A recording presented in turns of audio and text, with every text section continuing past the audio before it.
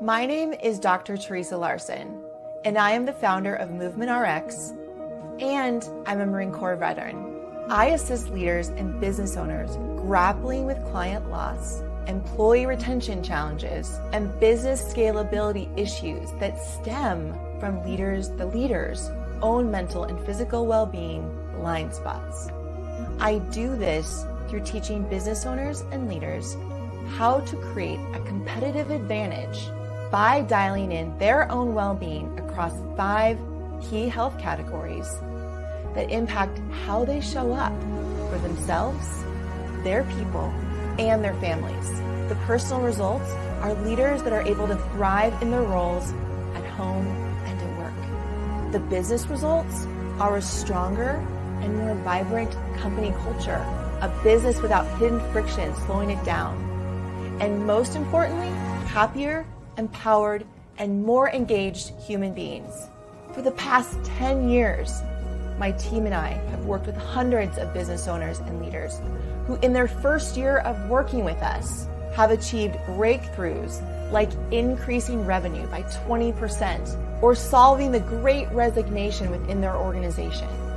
However, most importantly, we have helped thousands of human beings, from leaders to their people, feel better and more empowered on a daily basis to handle all the challenges that come with growth and living a full life. Hey, I want to take a second to just give a massive shout out to Teresa Larson.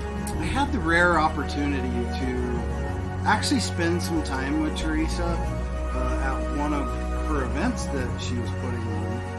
And I got to tell you, it really opened my mind to more things than I was really thinking about as a CEO. And we all need somebody like Teresa to just kind of kick us back on the tracks and really keep us going every single day. I am excited to connect with you about your event and would love to talk to you about how we can partner together to make your event a wow moment and experience for everyone who attends. If you are interested in learning more about our leader-focused competitive advantage trainings for your business, connect with me by signing up for your competitive advantage training call using the link provided. Remember, your well-being matters.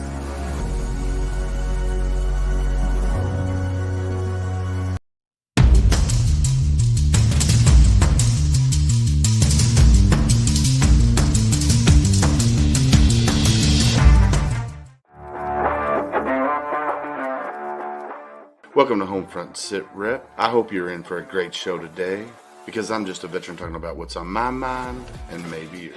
You can find Homefront Sit Rep on Apple, Amazon, Spotify, or wherever you find your favorite podcasts.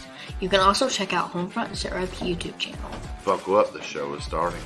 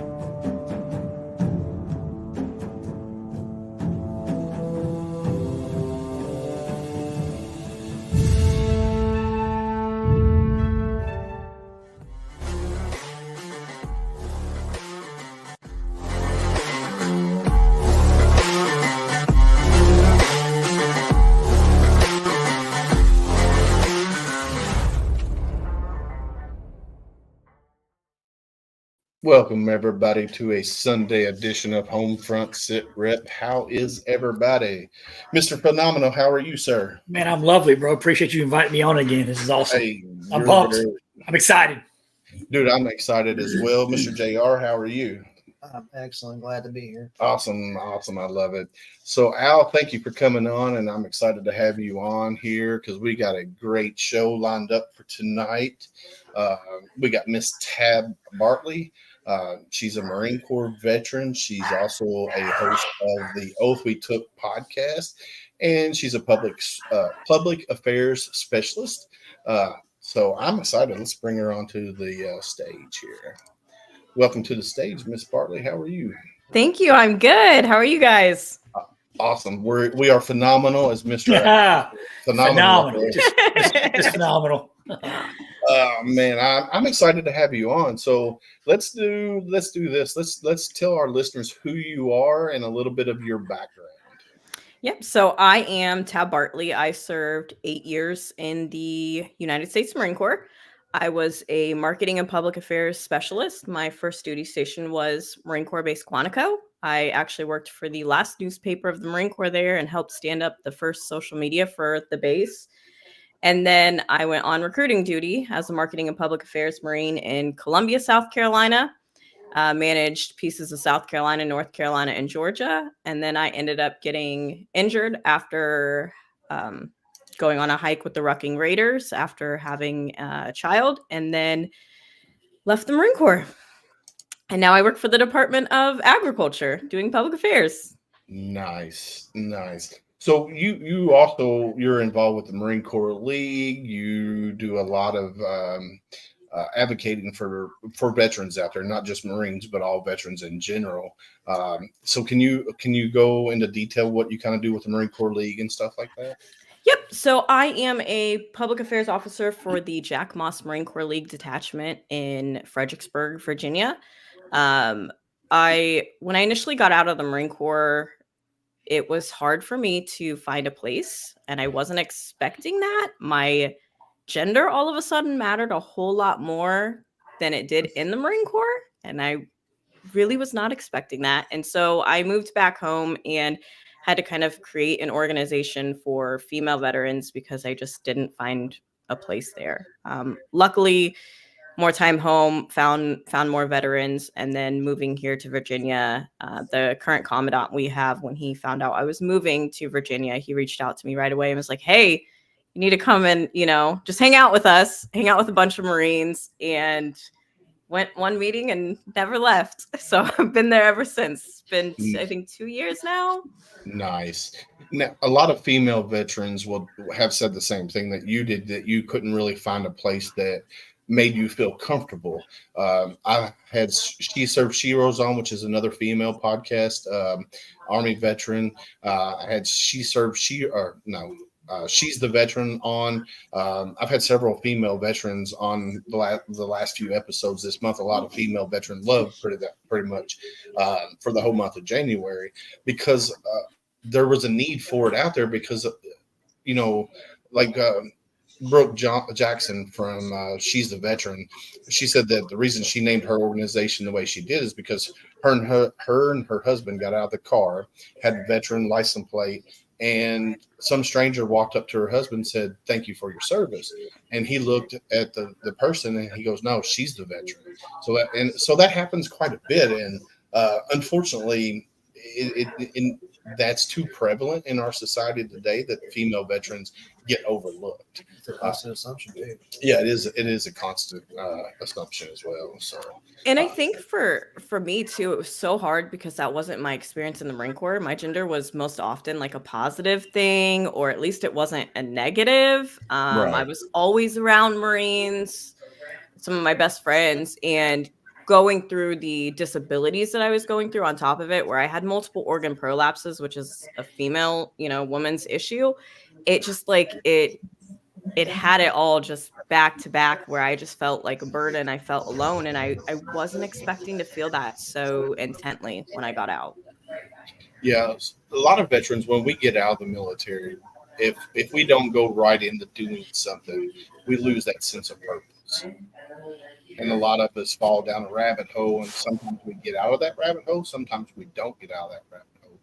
For me, when I got out, I got into a job, run of the mill, just doing this or doing that. And then, I felt like that there was something missing because I didn't have that camaraderie that I had when I was in the Marine Corps. So I got involved with some veteran service organizations locally, and they were fine and dandy, but I still didn't feel that connection that I required to keep me from the night terrors and stuff that I have. It didn't keep me from that because I still was waking up at 2:00 in the morning, sweating from head to toe, freaking my wife out. She's a light sleeper anyway. And she's like, "What's wrong?" And I'm like, "Nothing's wrong." And then, I couldn't go back to sleep. So I just dove more headfirst into more organizations to stay busy. And a lot of the organizations I did notice they were more male driven instead of female and male. They didn't have a lot just for the female side of the house, and it just kind of blew my mind because in my life growing up, my mom was very prominent because my dad was never there. He was always gone. So for me, females have always been a prominent role in my life, even now, because you can ask Al. I live in a house full of females. The estrogen ocean at the Willis's house. Yeah, so one of them's watching right now. She's upstairs watching the show upstairs, and it's my wife and my 2 daughters and me, and then I got one male dog and a female dog. So we're definitely outnumbered in this house when it comes to that. But yeah, female veterans need, and then Candace here, and surrounded outside the house too. So for me, female veterans need a platform, and kind of like what you do with your Oath We Took podcast, you give just Marines, but Marine female veterans and male veterans a platform to talk about their stories and tell their stories. Here's my daughter. She says, "I'm watching it," and Lo. So this one, Lorelei there, Lo, we call her Lo. She's actually planning on going into the either Army or Navy. I'm not really for sure which one she's going into. She wants to be a medic. She looks pretty smart. She should probably go to the Navy. She looks way too smart. She's probably got too high of an ASVAB score to go into the Army. So, dude, she's super smart. Her and her sister are both super smart. Sometimes too smart for their own good. They're dangerous. Yes, they are dangerous. That's for sure. So tell our listeners a little bit about your podcast, even though I kind of went into it a little bit, but a little bit more about your podcast. Yep. So the Oath We Took podcast is the show telling the Marine Corps story through the Marines that served. A lot of times I focus on Marines who often don't feel like they have a story that's worth being told. And it's really trying to help challenge that perception and those preconceived notions of what it means to serve. We are constantly talking and sharing people's stories that maybe aren't the norm that you hear, as well as it's not always sunshine and rainbows, not always perfect, not always that they loved the Marine Corps, because I feel like those stories are just as important. I've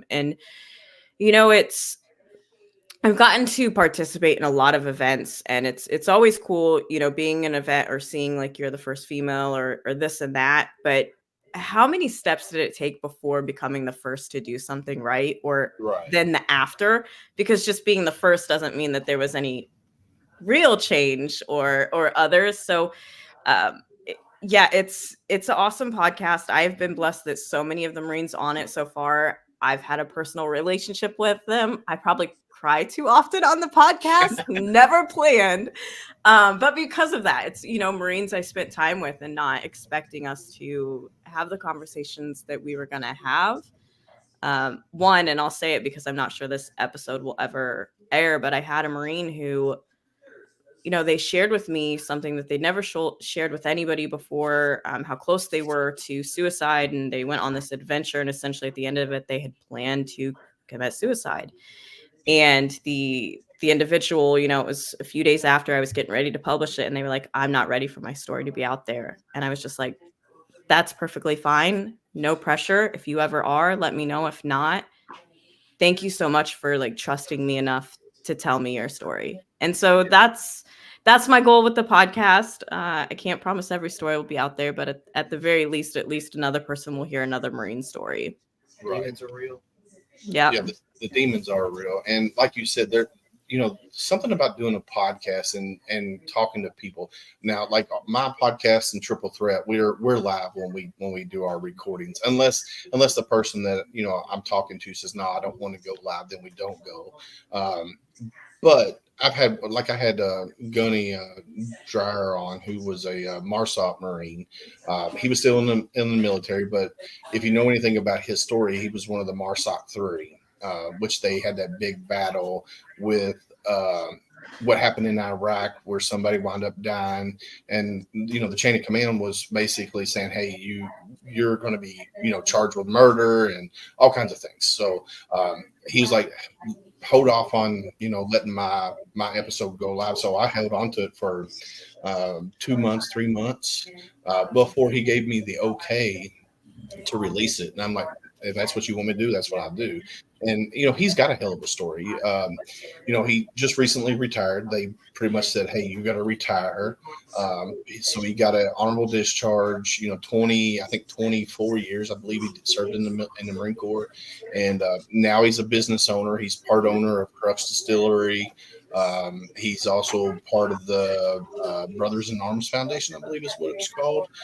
So he's got a hell of a story, and it needed to be told. And then, like your friend there that doesn't want their story to be told, at least they told somebody. At least somebody heard. I was about to say I think the good thing for like what you do, Willis, and what Tab's doing is, so even for us, like outside of the podcast that we do and jumping on your podcast and.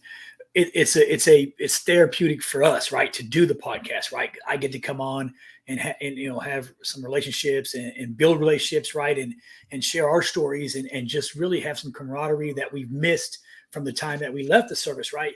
Yep. And I think it's awesome that it's a platform for somebody to be able to tell their story, right? Or to even if it never gets aired, Tab, even if that never comes out and they're never ready for their story to come out. They had the ability to talk about it, right? To air it out, to get it off their chest, to say whatever they want, scream the top of your lungs, whatever it is, even if it never goes public or nobody ever sees it. The therapy and the side of it where you're able to say that to somebody and just speak it, right? Because sometimes the hardest thing to do is to open your mouth and say what's going on, or to say how you feel, or to say, that you're hurt, or to say that you're sad, or to say that you just want to fuck somebody up. I don't know, right? But even if it never gets aired, the fact of the matter is it was a platform that gave somebody the opportunity to say, I just want my story told. And I don't care if anybody ever knows it. I just want to be able to get it out, get it off my chest, right? I want to push it past my demons and get away from it and get it out. So it's very, very therapeutic to be able to speak whatever it is you feel, even if nobody ever hears it, right? You feel like somebody's listening, or somebody took the time out to listen and to hear what they had to say. And that may be all it takes, right? To change their perspective or to change their direction, right? They were in a dark spot. They talked to you, they talked to David, whoever, and now they're putting another foot in front of the other, now moving forward again, back towards the fight instead of hiding, right? So yeah, it's phenomenal what they do. So. And especially for me, I always say that leaving my transition out of the Marine Corps was the most mentally and physically and emotionally challenging time of my life. I personally don't like to say that I was suicidal, but I understood how a veteran could come to that. And I had the moment where I thought that things would be better without me, that I was a burden, and that everything I was going through, everybody would have just been better without me. And I didn't want to die. That's the craziest thing. Right. I did not want to die. I don't know how to scream it high enough from the rooftops. I was so fucking scared of dying. Yeah. And yet I still thought that maybe that was a better choice. You know what I mean? And I realized, you saying that as I started telling my story more, it's like, then I started having more power. Yeah. Yep. It's not like the mental health just like went away, but it's ownership. Yeah. When you speak something into existence, now I own it, right? Yeah. If I hide it and I suck it up and I pack it down, it's winning. That it owns me. But once Yep. I get it out and I spit it out into the airways, or I spit it out to a friend or a shipmate or to a Marine and say, hey, here's what's going on. Now I take ownership and I own that shit, right? Now you can't hurt me because I'm talking about you. You can't do, there's something you can do to me, right? I mean, so yeah, and I think, and you kind of said it, it's getting out, transitioning, whether it's retirement or separation. I'd say it all the time. The scariest time in my life was never going into combat, was never going on deployment. It wasn't boot camp. It wasn't Marine Corps training. It wasn't shit. It was separation. Like the scariest time in my life was when, holy shit, this big chapter of my life is over, right? Like, I don't know what else I'm going to do now. I've done this for 22 years. I don't know what I'm going to do. And nobody's kicking down Al Hero's door to give me a job. Nobody's calling me saying, hey, it's terrifying. And you kind of retreat into like almost like a introverted, dark place where you're like, man, I don't know what's going to happen next. Right. I'm here. I am. And that door is closing, and I don't know what fucking door is going to open next for me. And you're not going to kill yourself, but you really are like, man, I don't know how I'm going to support my family, for one, because my paycheck is about to drop a whole lot. Right. I'm not getting that BAH. I ain't getting all these extra, because I was in recruiting too, Tab, and actually I recruited and I covered everything from Asheville, North Carolina, down to Augusta, Georgia. So I was, yeah. So my main, my you said it earlier. I was like, that's funny. My main office was in Greenville, so I lived in Hendersonville, but I had my headquarters office, me and my warrant officer, was in Greenville. So I covered Columbia. You probably were before me, maybe, I don't know. It was 2 years ago I retired out of that area, but yeah. So it was like crazy. It was terrifying because it's like, holy shit, what's next, right? Like, what am I supposed to do? Maybe the world's better off, my family's better off if I wasn't around, because I'm not the provider. I'm not in my mind, mentally, I'm not the warrior I once was, because now I'm hanging up my uniform, and I'm hanging up my medals, and I'm hanging up my ribbons. And Monday morning when I get up, I'm not donning the cloth of the nation anymore. I'm just a regular old guy. So yeah, it's very, very, very difficult, right? So I get it. I'm with you. We're on the same page. So trust me. Yeah. So just telling the story, like you said, your friend that, doesn't want their episode released, just them telling you their story, at least it's out there. And that might stop them from deciding to swallow that bullet. Right. Which is simply amazing, just because now they have a platform, that story's out there. And I agree with both of you. The more that we tell our stories, the easier it gets for us. Now, Doc here, Thomas Reardon, he's a Navy Corpsman, Greenside. He said it's hard to leave a world we know and give up any control we have to go out to a society that never understands us. Nice. I would agree with him 100%. And this guy here is Navy Corpsman, Greenside Corpsman. His story is unbelievable. Let me tell you. So he was in during Desert Storm, and when he got out, he was an EMT, first responder, and then it got to the point where everything that he was seeing with his PTS and stuff made him homebound. He couldn't leave his house. And he slowly started coming out and going to equine therapy and going through that. And now he's out volunteering. He's out doing this and doing that. And now I asked him to go to a football game with me. He's not ready for that yet, but I'm still going to keep pushing because he's my brother, and that's what I'm going to do. Just because I know eventually he'll get to that point where he's able to go out and enjoy a crowd to a point where it's not like, stupid cracked and you're elbow to elbow. So, but yeah, his story. And then Michael says sometimes we still feel that. I mean, they were talking about, not being able to tell their story and stuff. So, right. No, it's super cool. And I'm excited you came on and to get to know you and see what you're doing for veterans, on your podcast, Marine Corps Veterans, and then what you're doing for, with the Marine Corps League and stuff like that. I like the fact that, Tab, that you're taking as kind of a stand and doing something to push for female veterans. Because me and David, me and Willis have talked about it a couple of times, right? I really the stigma it is like, thank you for your service, and it's my wife, it ain't me. But I think the stigma is, or maybe the country still isn't ready to accept the fact that we have amazing, right? Like my favorite word is phenomenal, right? Phenomenal female warriors who have done everything and anything in between that any male operator or male warrior has ever done, right? And it's sad that they don't get the recognition, right? They don't get the props that they deserve for their sacrifice for this country, because not only, you said it, you're a mom, right? You had a baby. You were in the Marine Corps doing your thing, and you're raising a child. Like, I mean, that's too shit. I got a house full of kids, and I damn sure doing a shitty job of raising these things, right? Man, right? But it's very, very, it's disheartening and almost angering. Like I said, I think it was on one of Willis's shows. It irritates me that our female service members don't get the respect that they're due. They don't get the same respect as, their male counterparts, right? It's like, oh, he's a warrior.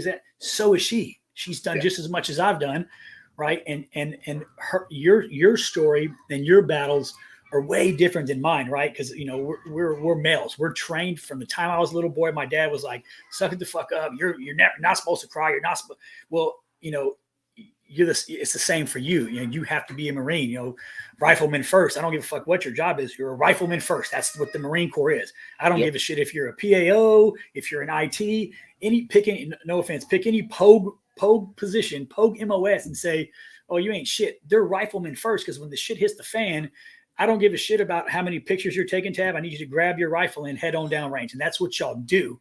And you definitely don't get the love and respect that you guys are due. It is. So I'm really glad that you have a platform and you're doing something to change that, because we don't give our female veterans as much respect, or we look at, a lot of time I think they're looked at as a second rate. Well, they even though she was there or she did this, she definitely didn't do as much as he did, which is all fucking bullshit, right? I mean, we both. I was in Iraq, and we had females that were on convoys, females that were sitting in a gun turret. We had females that were walking on patrols. I mean, they did just as much as anybody else, but they really don't get the respect and the admiration that's due to their service, right? And I heard something the other day that it was like, it's very interesting that we are this nation that will worship service members and veterans, but we won't do what we need to actually take care of them. And it just hit me so hard, because so I, months trying to figure out what is going on with me. I literally have organs falling out of my body, and I am told that it's not life or death, and plenty of women live with it, and the VA can fix me. I can't stand for more than a few minutes. And this is my third child. Okay. I've had 3 children naturally without a drop of medication. I know pain. That's not an issue. I physically can't stand because organs are falling out of my body. And I wasn't ready for that. The Marine Corps didn't prepare me for that by any means, because I don't know how to prepare for that. Take some Motrin and change your running shoes. Right. Yeah. Take some Motrin, you'll be fine. And then, and that led me to, I put a congressional inquiry in because it was 2 days before my EAS, literally 2 days before my EAS. So I put a congressional inquiry in because I was like, well, what else am I going to do? Like, maybe this will result in something, or at least nobody else dealing with what I had to deal with. And my elected official said that wasn't their job, because that wasn't the committee they were on. And I was like, I may have missed something. But last time I checked, that's literally your job. But I ended up running for office and doing a lot in Indiana. That was really, really cool stuff that I had never planned to do in my life ever, because of it. And it really did spearhead a lot of initiatives, and where I feel like I'm finally in a place where I'm not sure I'll ever feel like I'm doing enough or feel like I did when I was in the Marine Corps, but I'm at least doing more. Right. And I'm back to telling the Marine Corps story, and I'm back to doing some of those things. Now, you ran for what is a Senate seat in Indiana? State Senate, yes, while pregnant during COVID, with no political, I have no want to be a politician. It was just they weren't doing their damn job, and so I was like, well, fine, then I'll take your job. I'll do it. You're lucky. You're a gangster, because there's no fucking way on a million years I would. The dirt and the shit in my closet. Oh my God, it'd be a damn smear campaign. I wouldn't last a whole week. And actually, it was COVID, so it was an interesting campaign alone. And it was a good campaign. It was a good experience. Again, I'm not a politician though, so it was a good experience. We'll leave So it we at we had an episode on not too long ago, and we were talking about kind of that realm of being in politics. And basically, what we were saying is, if enough veterans get together Yep. and create a party, just so we can get a people that's going to help take care of veterans, because unfortunately, the VA system in some states is not up to par where it needs to be. That's like with me. I've been out since 2004, and I'm just now going through the VA journey. Like, I'm just now, because I put it off, because I was one of the veterans that said, "Oh, I don't need it," because for one, I had healthcare. I've had healthcare since I got out, so anything that I ever needed was taken care of. And I was like, well, there's other veterans out there that are more screwed up than I am. And my wife is like, dude, your PTS is out of control. And I didn't, I was in denial, because Marine Corps macho male Marine here. No, I can deal with my PTS. But I've slowly realized that it is affecting me in my personal life. Not so much my work life, but my personal life, it is affecting me because I'm easy to snap. My daughters can tell you, if she's on here, she'll probably pipe up. I do have triggers. Certain things trigger me. Like if we have to leave church or have to leave to be at church by 11:15, well, I want to leave at 10:45 so I can get to church early enough that I can get me an in seat. I have to be on the end. I can't be in the middle of the aisle. And if we're not leaving by 10:45, I'm yelling at everybody, "Let's go! We got to move! We got to move! We got to move!" And then that starts a fight amongst me and my wife and two daughters, and it's just like, holy cow! So, bold move, Cotton. You're gonna lose that one every time. Yeah, you're gonna lose that one every time. Yeah. And it's, for me, like, when we're talking like the mental health and the physical health, for me, it was so much like having to find like these holistic things, and there was just so many things in that healing journey that, kind of like you were saying, my husband ended up having to go to a doctor's appointment with me. And I talked about, my organs, I talked about this, and then it came to the point of mental health, and he like just sat there for a second, like giving me the chance to like, are you going to ask for help? And then I was like, oh, no, I'm fine. And he was like, nope, she's not.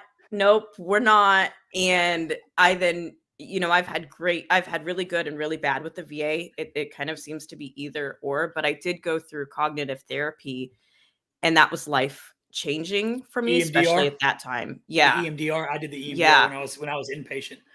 The little laser lights. Oh no, the cognitive therapy. Oh, you did you did the cognitive, like like remembering and putting yourself back. Yeah. And so I wasn't expecting that to be, that was awesome. And then when we moved to Virginia, there's a lot more holistic care here. And there's actually another female Marine who's here, and she does what's called biocraniosacral therapy, which is spine, energy, non-invasive work. It's kind of like all of it. And that life-changing in a whole nother way, where it was almost like I could feel the anxiety leaving my body. And it was just looking at the body again in that whole concept, like, and my faith is really strong, and it wasn't during my transition, obviously, because there was a lot of going on, but it was like finding that like whole person concept again in these things, and what we eat, and just all of these things that would have this massive impact on my anxiety and panic attacks that I didn't think about before. Because for some reason, although the incidences happened years ago in the Marine Corps, you just keep trekking along, right? Until the point where you're just not there. And then it just hits you like a semi truck. Like a ton of bricks. Yeah. Yeah. Well, like David said about his wife, like your husband, he recognized, you didn't, right? And I tell people all the time, like, trying to describe like PTSD, like for us, like David said, he's a fucking Marine. I don't need no help. It's almost like you're facing the sun, right? And the sun's beaming on me. It's warm. I can see the sun. It's perfect, but I don't see the shadow behind me. But everybody else that's in my family that's behind me and supporting me, they see this shadow, and that shadow don't always. It's scary. It's bigger than what I think it is, and it's casting. It's shadowing my family. It's shadowing everything I want to do. But my face is in the sun. It looks great to me. It looks great. Everything's warm and perfect for me, because in my head, this is just who I am now. but everybody behind me is standing in that dark, long, big shadow, and it's terrifying and scary for them. And sometimes it takes one of them to step out of that shadow and say, "Hey, fucktard, you need to fix your shit. Like something ain't right." So it's good that your husband was able to identify and say, "Hey, maybe you need to," you know what I mean? Which is so crazy because we're dual military. So Yeah. he was deployed to Djibouti. Like he experienced so much more than me. And I try to not say that, right? Because I don't want other veterans to say those type of things either. But like he has his own PTSD, his own things. And so it's like really hard trying to raise these young children. All of a sudden, you move and you don't have the support. Like I had all the support when I was in the Marine Corps. I always had somebody to help with the kids. Like, Yep. There were always Marines and spouses, and it was just both of us trying to find that. It was really hard. So with you being dual military, your husband being military, you being military, can you see his PTS that he can't see? And does he see what? We both see it. Luckily, ours is kind of the opposite in a lot of ways. I become very like just intrusive and depressed, and I don't really say much. And his just portrays a little different. My mental health was just, I was having a lot of panic attacks.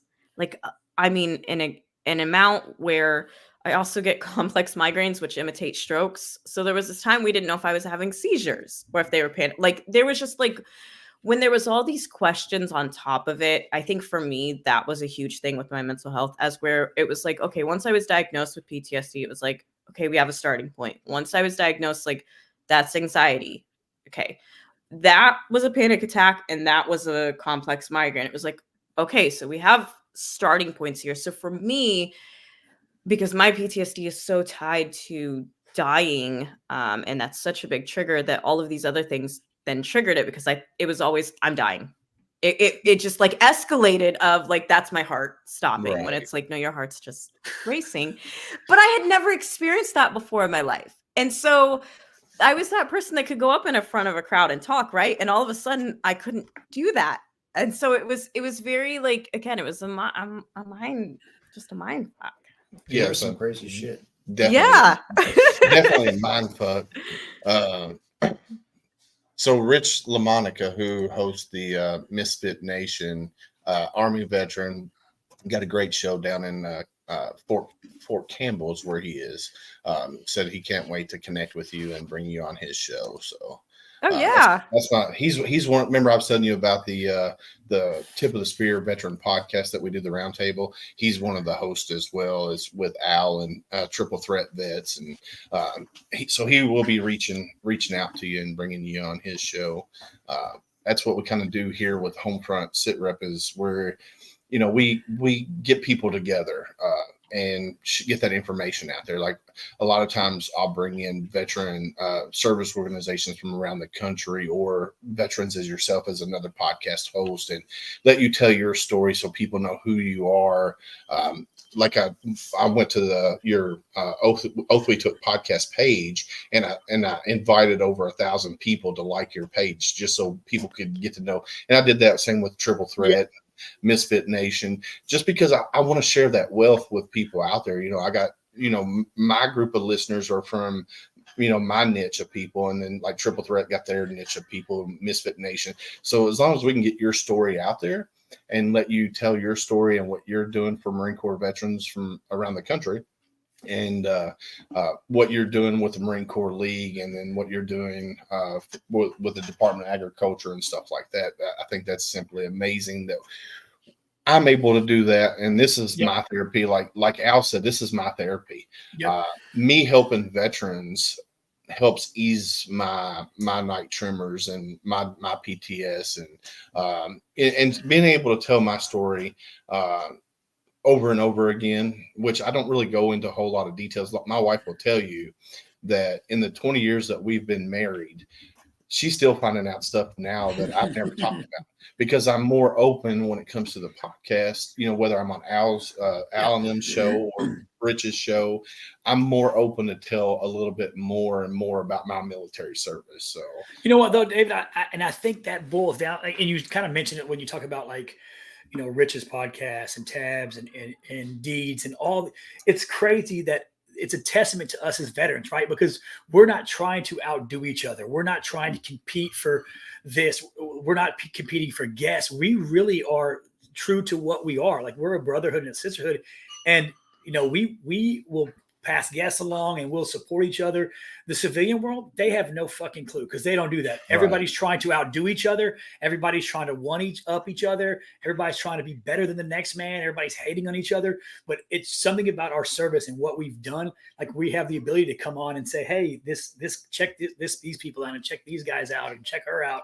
It's awesome. And it is. It's very, very, very therapeutic to be able to come on and talk about whatever it is on your mind. It ain't got to be important, just to be able to talk about it. Man, it's awesome, because I think it goes back to like that camaraderie piece, because I just met Tab, but I would have no problem calling her and saying, hey, you got a minute to talk, right? Because we have that connection, regardless if I've met you one time. I joke all the time and say the military is like no other thing you've ever experienced.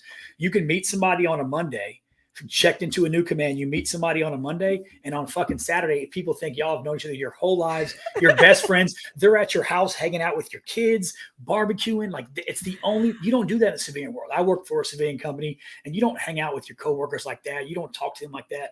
But when it comes to the military, man, we really just like lean on each other. And I think it's because we were all, to some degree, and it doesn't matter if it's combat or whatever, nobody's story is bigger than anybody else's, right? Nobody's service is bigger or greater than anybody else's. We were all forged in a fire. We were all forged in that fire of service and camaraderie and service over self and brotherhood and sisterhood. And that bond is so strong across all branches and all lines. Like, it's amazing to be able to see, Homefront Sit Rep and what they do, and the Memphis Nation, and just all these different groups that work together, and they're not trying to just beat each other up. It's a testament to what we do and who we are. It's fucking awesome. Something as simple as just trying to have just a simple conversation with somebody that in other aspects, you might be afraid to have, or maybe fear of possibly being judged, just wanting to talk to somebody that can relate to you, right? And not having to constantly stay in that box when you're around other people, because I want these people, to think I'm crazy or, something's wrong with me or whatever. Yeah. Just having a simple conversation with somebody can be challenging at times. And that's just all some people need to make themselves feel better. Yeah. Well, the military and the veterans, if I ran into Dave, if I never met David, I know who he was, I never met Tab, but we were in a crowd and I ran into Tab at a restaurant, and the first thing out of her mouth is, oh, I was in the Marine Corps.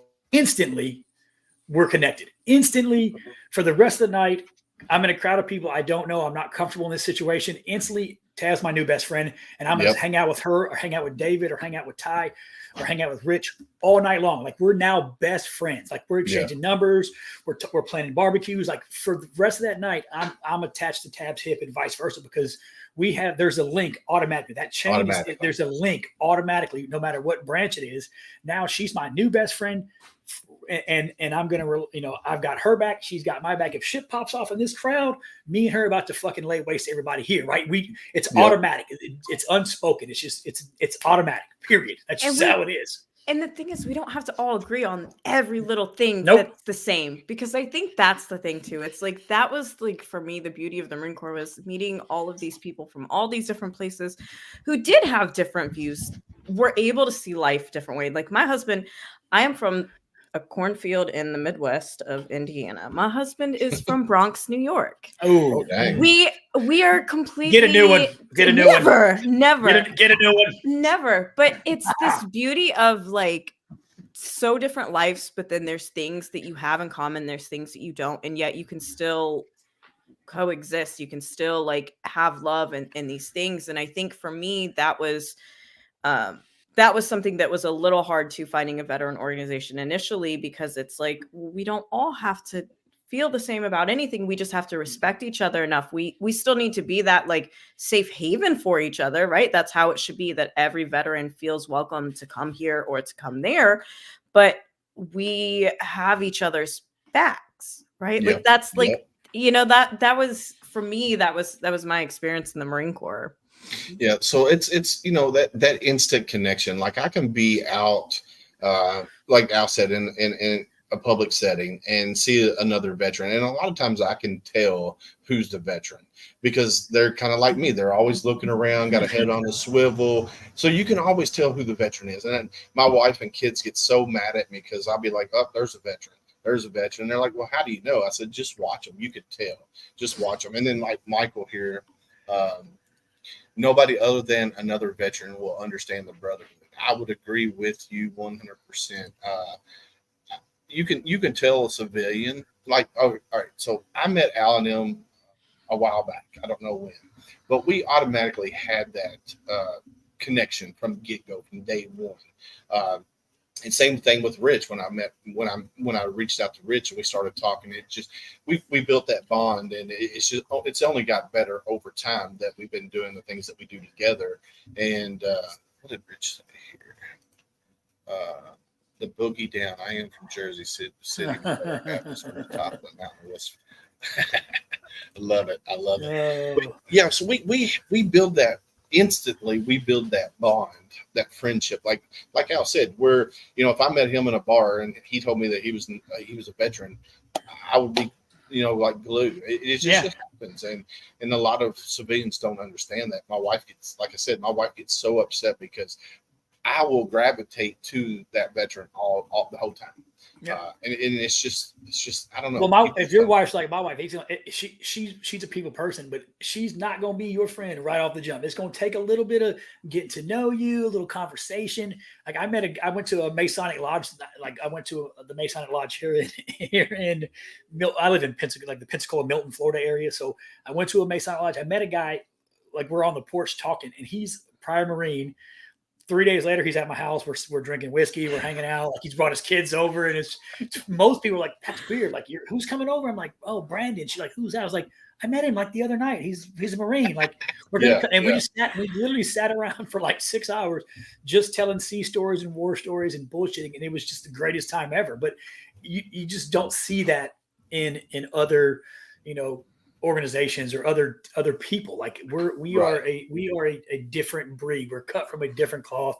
You know, it's different. And like you said, Tab, it doesn't matter what you look like, where you're from, what your political beliefs is. And I believe I'm a red, white, I believe I got DeSantis on the back wall, right?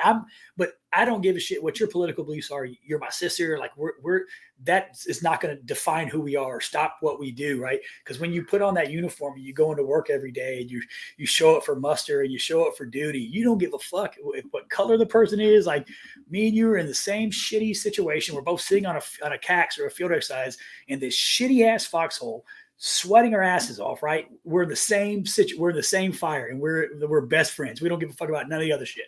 The shit that the civilian world deals with, we don't care. Doesn't matter to us one single solitary bit. Like, I don't give a fuck. Like, and it's this, you know, I named my podcast The Oath We Took because we were all willing. We took this oath and we were willing to give our life for that. And some veterans pay for it in a moment and others throughout an entire lifetime. And that's the reality of it, right? Is no matter what your experience is, at some point you were willing to say, I'm gonna give my life for this country, and for each other. There's no other way to slice it. Yeah, there's no other way to slice it. That's the oath we took. Because I'm sorry, David. The fact of the matter is, even when you like your combat veterans, like when I was in combat, it's fun to say, and it feels good to say I'm doing this for my country and I'm fighting for my country and for my flag. But the fact of the matter is, I wasn't. I mean, I was, but I really wasn't. I was fighting for the guy next to me and the girl next to me. That's what I was doing it for. I'm here with you in this shitty situation to ensure that you get home to your family. You're doing the same for me. So it's a different relationship when I'm willing to die for you to get you, and you're willing to do the same for me. Like all that other, like I don't give a shit about what's going on in the world. Like I care about this moment, my 3-foot bubble, the people right here, right now, me and you, we're doing this. And great. It's great to be like, I'm patriotism. That's all. We joined for that, but I wasn't necessarily fighting for that in that moment. I was fighting for the person next to me, right? That's kind of where it was, right?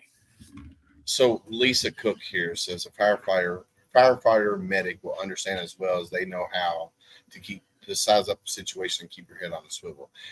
I will tell you that a first responder, regardless if it's police, fire, EMS, they are a different type of brotherhood, but very similar to being in the military, because they're always, if you go to a bar and you'll see a group of fire or police officers that are huddled together, or firefighters or medics, they all kind of do the same thing that we do as veterans in the military. We all gravitate towards each other. So yes, Lisa, they definitely understand, and they understand, and they have their own PTS that they deal with, especially police officers and EMS. My sister-in-law, she's a captain with Oldham County EMS, and my brother-in-law is a lieutenant with Louisville Metro. So, the death that they see is very similar to what we see in the military. So yes, they will definitely understand. And Lisa, don't get it twisted. When I speak about veterans and brotherhood and sisterhood and camaraderie, when I'm saying that, I'm not just referring to me personally, not referring to military veterans. I'm referring to anybody who takes an oath to support and defend their country, their community, whatever it is, the city. So when I talk about veteran and brotherhood, I'm speaking on first responders and police officers and retired officers and firefighters and medics and nurses. To me, that's my community as well, right? If you raised your right hand and you were like, I'm willing to do whatever to take care of somebody else, you were in my circle, right? You're in my 3-foot circle. I promise you that for sure. No, I agree with you 100%. I always back the blue firefighters, paramedics. It's just something that needs to be done. Just like, Al and Tab, if y'all ever need anything, my phone's always open. So it's just what we do. So Lisa says, I'm an Army brat and first responder nurse. Well, thank you, Miss Lisa, for taking care and continuing to serve. So, all right, we're at a small break. Let's pay the bills per se. So stand by. So if you're in the music business out there, look up talenttalents.com or Louisville Local Entertainment. And then Al, I also got a special one tonight too. You'll see it here in a minute.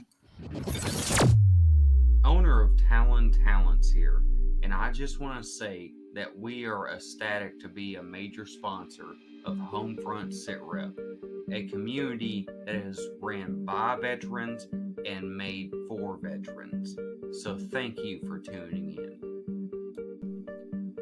Talon Talents was formed in order to create a music scene that was together in the form of a collective, so that no one has to do everything on their own. And guess what? We've been doing this for free for over a year. So please go and check out Talon Talents through Facebook or through our official website at www.talontalents.com. We'd love to hear from you. Thank you again for tuning in to Homefront SitRep, a veteran-owned and operated podcast just for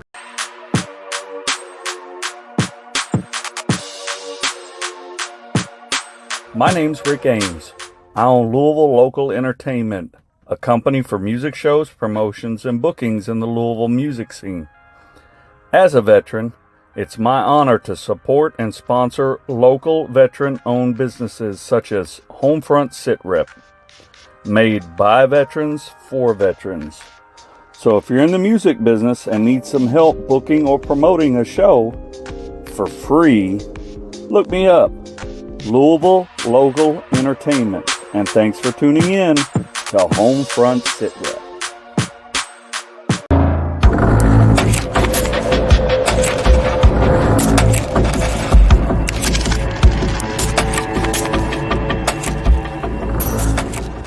Gear up in style wearing Got Your Six apparel. Every purchase makes a difference. It's more than just clothing, it's a statement of gratitude. Upgrade without breaking the bank. Discover cost-effective, high quality clothing made in the USA. Each shirt is handcrafted by our team in the great state of Texas and shipped for free to your front door. Got Your Six is where quality meets purpose. We're a small veteran-owned business that takes pride in the mission and the value of our products. Join us in growing a community, supporting our heroes, veterans, and first responders by wearing a custom design. I thought you'd never ask. Visit sameflagsameoath.com and use the code TRIPLETHREAT for 10% off. Follow us on all social media platforms for any upcoming releases or events, and you can reach out to us with questions anytime. We are here to support our brothers and sisters.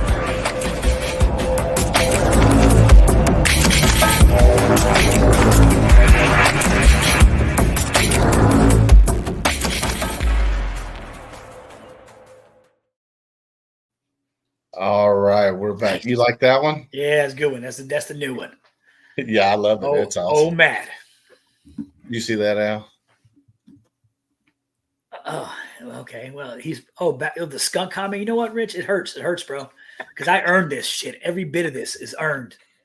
Oh man, who was that? Paul something? Paul Peters, and it was funny. I looked him up. I was gonna friend request him on like my personal Facebook, and I can't find him. I seen his he had the koala bear, like I couldn't find him. I was looking for him. Paul, if you're listening, bro, hook me up, man. When you come through, I'm gonna buy you a beer, bro. Because I like talking shit. And I like getting shit talked back to me. No, Al, that comment was freaking hilarious though. From I don't know how, something about a skunk on his face. Yeah, like I got a skunk on my face.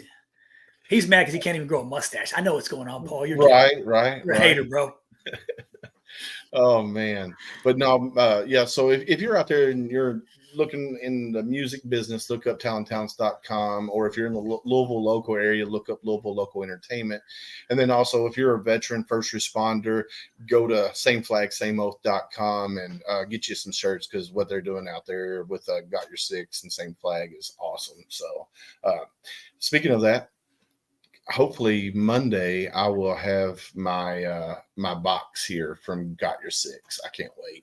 If you get yours before I get mine, I'm gonna be out. I've already called Matt. I won, which is crazy. I shouldn't have. And I told him pick somebody else. I got lucky, and my name was picked to win a box. And I told Matt, I was like, look, dude, give it to one of our other viewers. I don't need it. And he was like, no, you won fair and square. So I'm still waiting on my box as well. So. Nice. So yeah, it's a new shirt. It's going to be a co-branded shirt with Got Your Six and Same Flag, and then Home Front Sit Rep. And then we're working on a couple more. We kind of gave Matt some ideas, and Dr. Teresa Larson, who's a Marine Corps veteran, she was on the show, and she said that she had her friends Vicious and Delicious. So we're coming up with a shirt ideal for her, and what we're going to wind up doing at the end of the year, the sales from that, we're going to donate to a charity of her choice. I'm pretty excited about it. It's just things are working good for Matt and Becky out there, and if we can support them anyway, we're going to. So Miss Tab, if there's a Marine out there, or do you do Greenside like Navy corpsmen? Would you interview them as well? I would Greenside. I haven't yet. I'm trying to get my husband to be the first one, but I'm not sure if he will. But yes, Greenside corpsmen, FMF corpsmen, or I should say FMF sailors, because it's more than just corpsmen who can get that shield.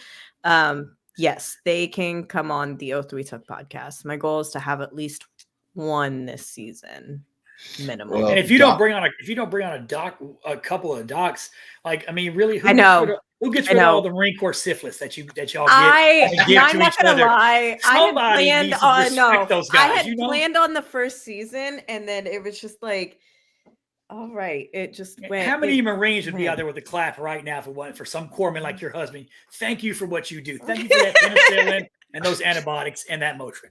So I had a buddy in the Marine Corps. Speaking of what you're talking about here, every week he would be going to BAS to get his bore punched. Every week, and we were like, "Dude, stay away from the nasty stuff." Yeah. Like you say, Al, the red light district in Korea. Stay away from that. They tell you not to go there for a reason. Oh God. God, damn Marines. So Rich says, "Send me your contact info. My brother is a Greenside corpsman." Nice. So I think he's talking about you, Miss Tab. Oh, yes. Rich LaMonica from the Misfit Nation. And then Doc right there, Thomas Reardon, Greenside Corpsman. His story would be awesome for your show as well. So what I wanted to point this out, Candace, this is what she said here earlier. I wanted to bring this up, and it's just a very long. As a serious veteran advocate, it hurts my heart that there is that stigma surrounding PTS as a bad thing or something wrong with you, rather than people realizing that you guys are experience things we will never see in a lifetime, nor that anyone should ever experience firsthand. You have courts that use it against you when they are part of the same employer that asked you to do your job. I would 100% agree with that, Candace. The stigma that, veterans are broken needs to be gone, because we're not broken. I mean, the things that we went through, yes, we're different. And we do, James Thornton says it good that your story and her story and his story, they might be different, but they are very, very similar. So, yeah. You're not broken. You answered a necessary call. Yes, we're not broken. So, yeah, I would agree that stigma needs to go away. So I would agree with that 100%. So, Miss Tab, if somebody wanted to get in touch with you, what's the best route to get in touch with you? So on all social media platforms, you can find the Oath We Took podcast. On LinkedIn, you can find me, Tab Bartley, or hashtag Blunt Bartley. That's probably the easiest way to find me. I'm on LinkedIn more than anywhere else, but the podcast is on all social media platforms and all streaming platforms. So that is the Oath We Took. So yeah, definitely check out Oath We Took podcast. Look her up if you want to be a guest. I'm going to be sending her some guests that I think would be great for her show, especially because they're my Marine Corps brothers or sisters. So I got to throw that out there too. But with me, I was infantry, so I didn't really deal with a lot of female Marines. But now that I'm doing, the work with the veteran side of things and being an advocate for veterans, I have met a lot of female Marines. So definitely we're going to, send them your way if I think they're, I'll just send them your way. I was say, just send them my way. Yeah. And then I'll let you decide if their story is good enough for your show or not, because that's something that only you can decide. So. I will definitely send them your way. So, I already said Cletus, Candace. I already brought up Chief Warrant Officer Evans. I will definitely send Cletus to her. But anyway, Miss Tab, is there anything else that you want to tell my watchers, my listeners, before you have to get off? Because I know you got a family at home that you got to take care of. Since we didn't talk about it, but I will fast. So on Fridays, I always post federal hire Fridays. So I was hired through the federal government on a non-traditional path of what's called a non-competitive hire, which means the job was never posted on USA Jobs. I was able to get an 11 with 2 promotions built in. So I'm now a GS 13 without a degree, got out of the Marine Corps as a sergeant. And so for those who are going through the transition and going through that path, it takes a lot of work. It does, but there are some additional routes and means and ways that you can take that are those non-traditional paths. And if interested, USDA is amazing. You don't need to look at just the DoD when it comes to federal employment by any means. USDA has 29 agencies that fall under us. As I said earlier, I'm the president of the Veteran Employee Organization with the Department of Agriculture, and we just have a great organization. So if you are getting close to transitioning out in March, the USDA will be hosting a veteran military specific career fair. And I think that's kind of now it. Are there USDA jobs in Kentucky or all Florida? across the nation, across the nation, and even in other countries? So definitely worth doing some research and seeing if it may be a place for you. If there's a place, the Forest Service falls under USDA where I work, which is the Agriculture Marketing Service. I would say all the other ones, but it's only going to be the acronyms, and I'm going to forget what they mean anyway. But there's 29 of them. There's 29 of them. And yeah, we're all across the nation. And so definitely, if you are transitioning, look outside of just the DoD. There are a ton of different federal career paths for you and just different career paths in general. Awesome. I love it. So when you say forest, are you talking about like forest rangers and stuff like that? Yep. So Forest Service, they a lot of firefighters are hired under the Forest Service as well. A lot of firefighters. Nice. I love it. I love it. I love it. Well, I want to thank you for coming on and spending this hour with us and telling your story and what you do for veterans and the Marine Corps League and the Oath We Took podcast and everything that we've talked about. I want to thank you, and I hope you have a great night. Yes. Thank you so much for having me. Thanks, You're Sarah. very Nice welcome. to meet you.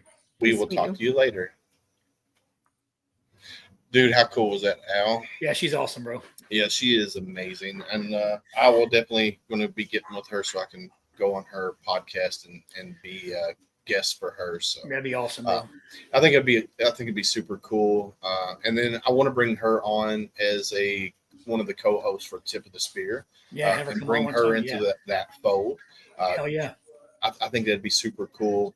For one, she's a podcast host, so she can, spread the wealth. And that's kind of the reason why we started the Tip of the Spear with, the 5 main ones. And then we're going to bring other podcast hosts on. So if say Rich can't make it, then Miss Tab can jump in and take his place, or somebody else. So Resources. yeah, so it's definitely something good to have those resources, JR. Well, she's doing some amazing shit. Like, it's Oh, very, yeah. very, very impressive. I'm gonna go on when I hang up. When we get off here, I'm gonna go follow her podcast and start listening in on her stuff too. So Awesome. I love it. So yeah, we'll definitely, and then you guys might need to bring her on Triple Threat. Yeah, for sure. So sure. I'll send you her contact information now. That way you'll have it. You can email her and get her lined up, because I know you guys are booked all the way out as far as I am. Yeah, we got a lot. Yeah, but if you get, Ty's a fucking magician. So if you get her shit over to Ty, he'll work at it. You know how Ty is. He'll work he always works his magic, and I love the connection that we got, with Triple Threat and my family, because my family adores you guys. Yeah, we love Julie. She's like our favorite. So, dude, we like you, but she's awesome. I know she watches your show more than she does mine, and I'm not lying. Julie's awesome, man. And I'm partly to blame for that, because I'm not very good at taking constructive criticism from my wife, because I feel like she's always yelling at me. So it's always criticism. Yeah.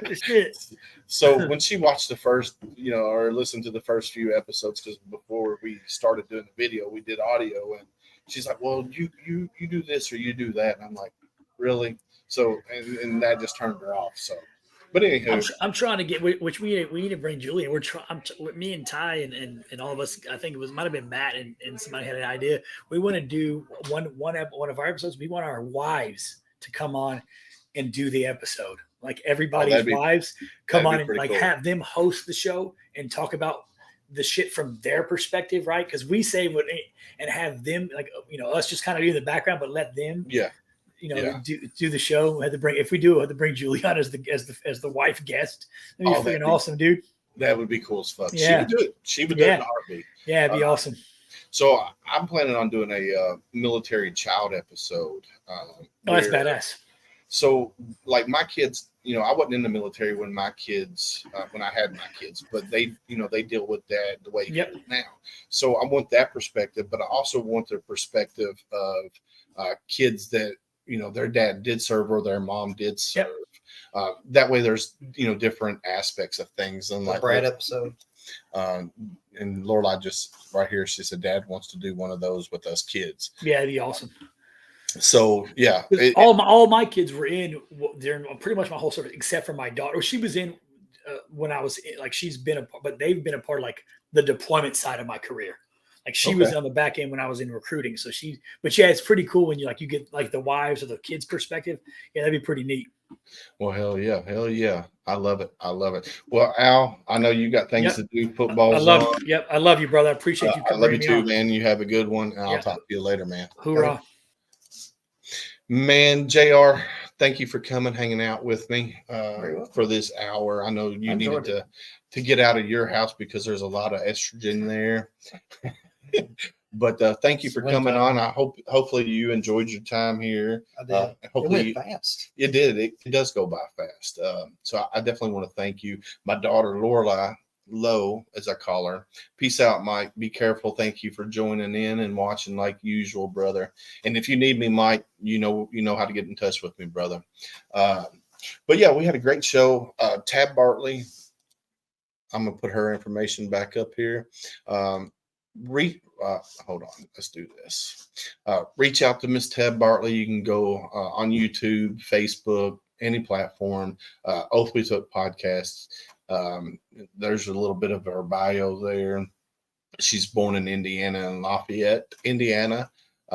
So reach out to her. She can, if you want to get on her show, if you're a Marine Corps veteran or Greenside FMF veteran. So reach out to her. She will take care of you. If you're in the Marine Corps League, follow her. She does some amazing things with the Marine Corps League as well. So definitely reach out to her.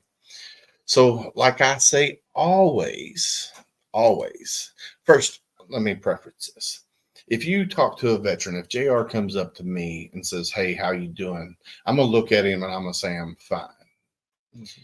But don't ever take that as face value. That's that next hard question. How are you really doing? Because then we might open up. Most of the time we will open up, especially if we know you and we know that, or that, like say JR comes with me and I say I'm fine. And then he asks me, hey, how are you really doing? Well, JR knows me personally. So I'm going to have to open up and tell him, well, I'm dealing with this or I'm dealing with that. So definitely ask that next hard question on how are you really doing. And then like I always say, stay safe out there. I got your 6.